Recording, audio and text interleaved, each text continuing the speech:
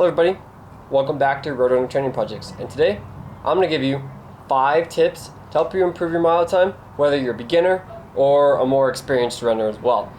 And then also, while I'm doing that, I'll be making this pizza on the grill. Also, not sponsored.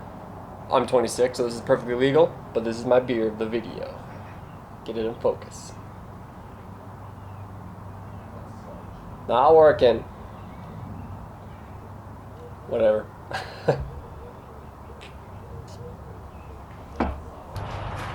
Alright, here goes nothing. Putting the pizza on the grill. The reason I'm doing this is because it's like far too hot to cook it inside, because the oven will heat up. I'm way overexposed. Heat up our whole house, so putting on the grill. Oh shoot, lost the pepperoni. Might not be a good idea. Let's see. Alright, so first of all, I really want to kind of go over why I'm maybe qualified to talk about this in the first place. So essentially, I started running in high school. I ran 3 years in high school. So I ran sophomore year, junior year, senior year. And then I went from, first of all, running a 5:18 my first year. That was my first year of ever running, down to a 4:54, down to a 4:39. Almost made state, not quite there, as you guys may have seen in my other videos. But so I was a pretty good high school runner, and then also when I got to college, the mile was kind of more my event, and actually ran a PR of 4:19. But this was on an indoor track, so that's undersized, and I was also running it at like 7,000 to 8,000 feet. So I ran like a 4:22 at like 7,000 something feet on a 200 meter track. That converted down to, if you were to convert it down to sea level on a banked track, would have been a 4:09.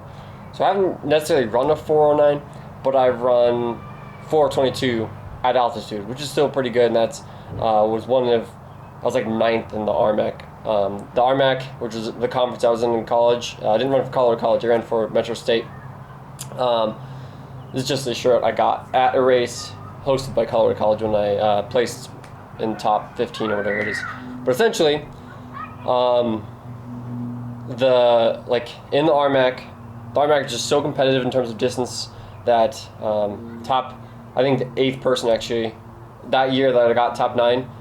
I might have made it. I was 21st on the national list and not top 9 in the RMAC list. And the guy who was 8th and that actually ran at nationals. But we were more focused on the DMR that year and so on, so we didn't even try to get me into the mile. I might have made it. They take top 18, but some people scratch and stuff, and sometimes they'll let more people in as well after that, depending on, it's all about numbers of athletes they have. So I could have made it. Who knows? We'll never know. So, but then at nationals in the DMR, I was on mile leg, and I ran right about 4:09. So dropped the baton, but then finished up and ran like right around 4:09, 4:10. So definitely was in that kind of shape. So that's kind of my PR. I was going to try to break 4 this year. Unfortunately, with COVID-19, all the races got canceled, so I can't do that. But I've raced most of my mile races at altitude, so it's hard to kind of compare myself to people at sea level. So let's kind of move on and go into our first tip. We're going to need the right gear to start off. Just off the bat, right gear. So you're going to need a good pair of training shoes, and that's going to be the most important thing, most important gear you can have for mile training. If you guys go to like Kohl's or Walmart or something and get a cheap pair of shoes, those aren't going to last you. Those are going to get you injured, and you're not going to even be able to run your mile race. So get a good pair of shoes. Go get fitted for shoes at a run specialty store. I can't stress that enough, but I always say it. And then what we're also going to want is, obviously you're probably not going to wear basketball shorts. They're kind of baggy and actually weigh quite a bit. But you're going to want, a nice pair of running shorts as well, nice running shirt as well, probably. Those are just kind of some pluses. But with the faster the race, I always say you're going to want racing shoes. So if you're up in a marathon, I don't necessarily think you need racing shoes as bad as if you're to run a mile or an 800 meter dash or a 100 meter dash. I guess it's 800 meter run / dash. I don't know what you call it. It's an in-between race. But the 100 meters, you definitely need spikes. You need something super responsive. You have hardly any room to lose energy. So if you're losing energy every step in a 100 meter dash, You're going to lose just milliseconds, but that's the difference between winning and losing in these shorter events. So mile, you're going to need a good pair of middle distance spikes or racing shoes that are flats, so they're nice and responsive, not a whole lot of cushioning. I don't recommend using them outside of training for the mile and actually running the mile. So that is something a Run Specialty store can also help you out with, so check in with them.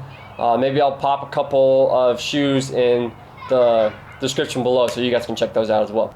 All right, in terms of training, the mile is one of those crazy races where you're going to need a ton of speed, but also a ton of endurance. It's like kind of the in-between stage where the 800's maybe a little bit more speed-based, but you could also have endurance. And there's people who have run 100 miles a week and run well in the 800 meters. Back in like the 70s and 80s, Arthur Lydiard was actually coaching athletes and making them run 100 miles a week, and they're 800 meter athletes. That's crazy. But then you have these other sprint-based 800 meter athletes who are hardly doing any mileage at all compared to that. So you could go either way. I mean, with the 800, you could go endurance or be more speed-based. But the mile, you're gonna need a lot of endurance.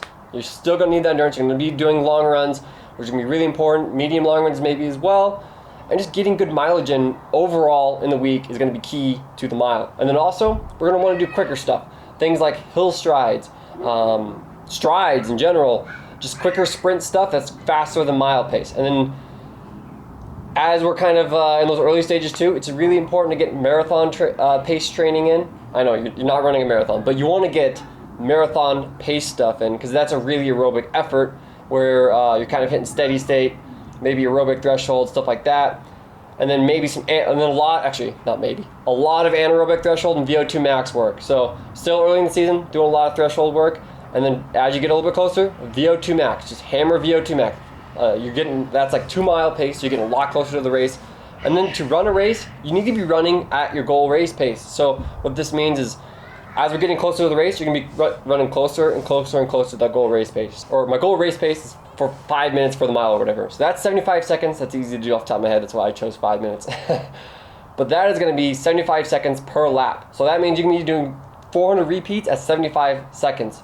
Or as you get closer to the race and you're getting like a month out, you need to be doing those at like 73, 72 seconds, faster than your mile pace. So keep that in mind. We want to be training at or a little bit faster, but you also want to make sure you're getting the whole spectrum of things kind of bordering the event. So I do a lot of 10K training pace. I do a lot of 2 mile training pace and all that. So that's kind of training, just a general idea of what training is going to look like.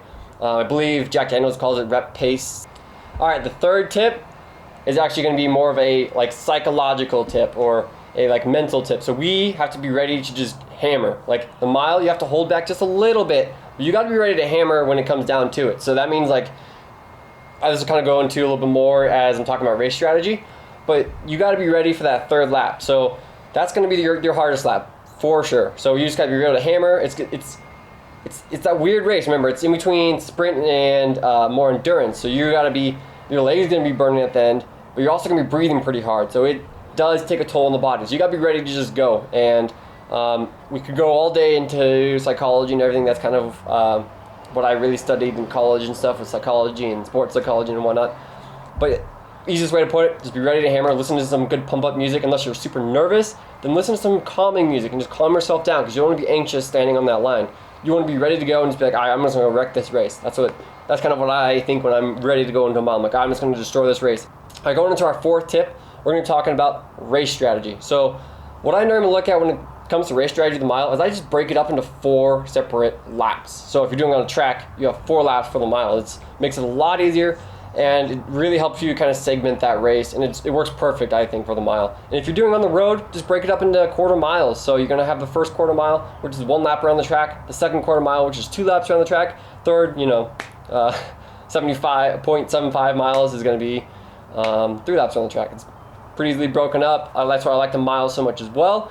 But essentially, yeah, we got to be ready to go, as I mentioned earlier, on that third lap. The third lap's going to be the hardest. You just got to have grit in the third lap. And then the fourth lap, you're just winding up your kick the whole time pretty much. So got to be ready to wind up the kick for the fourth lap. But you got to be able to grit through that third lap. That's where people can lose people. And after half mile in or half the race, that's where you need to be really engaged. The first 2 laps go by pretty quickly. You don't have to worry too much. All I have to say about the first lap, Don't go out too fast. Hold yourself back a little bit. I was known for just hammering that first lap. I would go out in like 28 seconds at altitude, and that's a sub 4-minute mile pace. Like, you can go out a little bit quicker, but don't go out crazy quick. You should be, by the 400 meters, you should be coming around what you want to come around in. And then, for looking at that second lap, you're already going to be in this rhythm typically. So I don't worry so much about the second lap.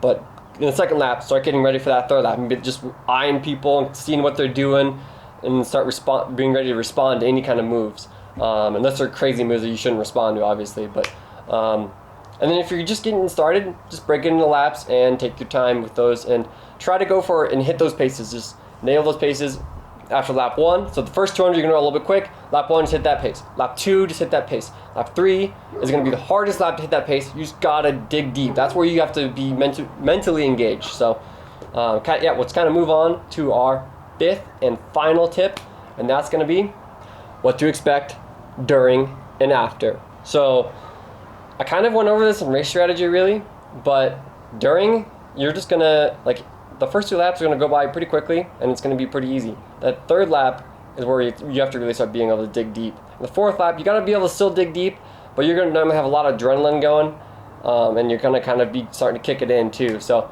we're just really working on form, I would say, in the fourth lap, and is kind of what to expect. Your form will probably be falling apart quite a bit in that fourth lap, because you're gonna be hurting.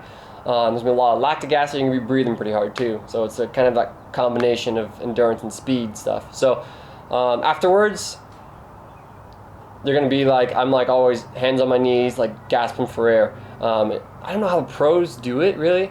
They're just walking around, walking right off the track and stuff. I'm like, how do you guys do that? But yeah, as I got more experience though, I can do that a little bit better too. I feel like it's because they have a more developed aerobic system and stuff like that. And also it just kind of like, it becomes a thing. Like if you run enough miles in your day, then you can just walk off the track a little bit easier. So, alright guys, that is kind of what you should expect from the lovely race called the Mile. If you guys are going to run any mile time trials or anything like that anytime soon, feel free to leave your time in the comments below. Or if you guys have any questions, leave those questions in the comments below. If you guys want to see a video in the future, also do the same thing.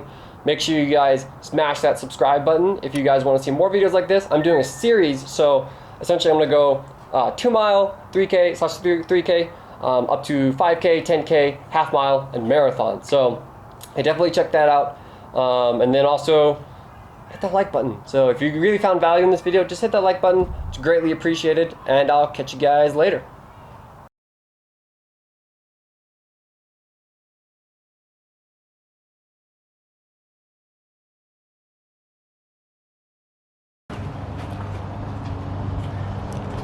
All right, let's check on this this pizza. Woo, that's actually looking pretty good. Looks a little bit longer, and we'll be done. I didn't think it was gonna work out so well, but it looked pretty good, Mellows. Man, doesn't that look good? This is the aftermath. Just burnt pieces everywhere. The bottom was so burned.